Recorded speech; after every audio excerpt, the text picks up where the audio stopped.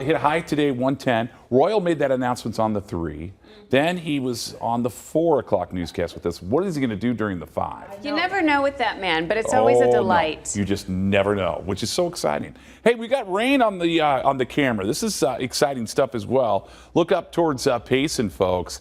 Yeah, some winds, some passing showers, even some thunderstorm activity. I'm going to take you to the radar, give you a little tour. Look at Payson right now. Yeah, you can see some of that thunderstorm activity rolling through areas of Payson, even out towards Pine Top, Lakeside, Greer area, seeing some activity, even some activity out towards Holbrook along Interstate 40, and even around Flagstaff, starting to see some showers and thunderstorms that have rolled through there. So along the rim, that's where we're seeing a lot of the action, and we'll see if any of these storms hold together, a lot like they did yesterday. They brought some showers and storms with the outflow of some of these storms that creeped ever closer towards us and created some activity around the northern part of the valley.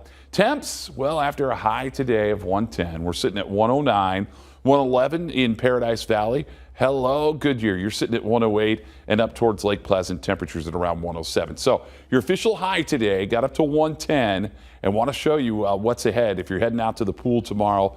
Yeah, toasty day ahead. Temperatures climbing 113. Yikes.